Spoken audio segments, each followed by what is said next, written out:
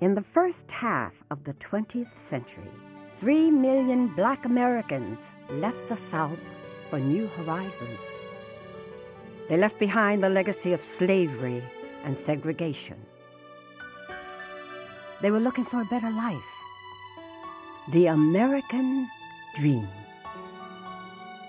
In the 1940s alone, 1.5 million made that journey.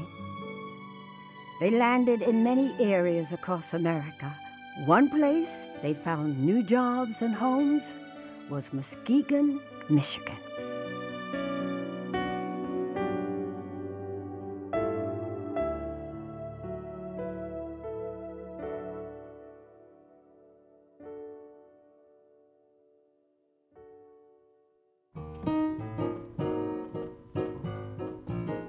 I'm a pilgrim and a stranger, traveling through this barren land. I got a home. There weren't many Black Americans in Muskegon before 1940.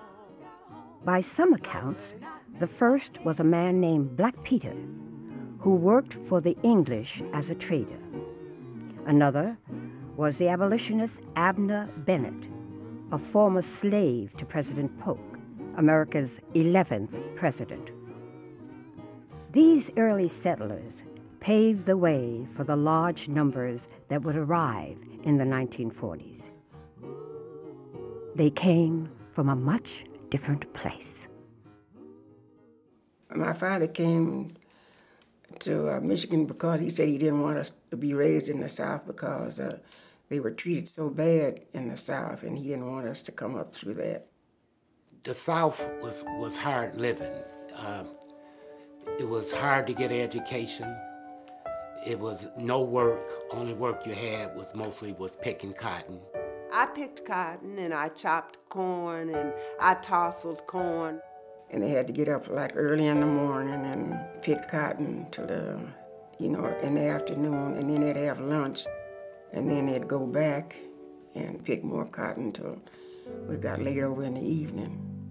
What they'll do, they will pick that cotton, go out there in the field, and we'll pick all that cotton, and then put it in a wagon and take it to the gin, And then we had to pick that cotton with our hand, because I think they wound up with cotton pickers later on. So when I was about 18, I got ready to leave because I wanted to go to the sawmill. So when I went and told him, I never forget it, I went and told him I have a feeling to leave. He later had a fit. You don't come in telling me about what you finna do. And he told me when I could leave. Back in them days, jobs was hard to get, especially a job that would make any money. I've seen the days when men were doing good when they could make 10 cents an hour. The black down there always was the white people's maids. The white didn't work for white, the black worked for the white.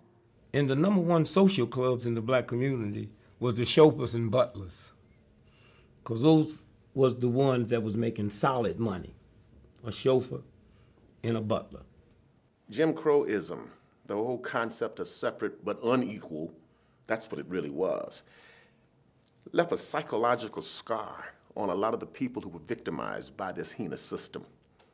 And of course that meant certain things like you couldn't try on clothes at department stores. It was really, prejudice was really there. So far as you drank out of different drinking fountains. The right-hand fountain was always the white fountain, and the left-hand fountain was always the colored. But I always got a little sip of the right-hand water, too. See, I was born and raised in St. Louis, rigidly segregated. Rigidly segregated. I didn't see no white folks, man. We had black schools, black restaurants, black movies. It wasn't that, the white folks sit downstairs and you sit up. I didn't see that. I didn't even know there was any ugly white folks, man, until I went to college. Everything love until they come to a certain age. And those same kids that you done played with all the many years, He get to a certain age, you've been calling him, hey, Tom, hey, Tom, hey, Tom. He get to a certain age, and this time you got to say Mr. Tom then, and you done raise up with him.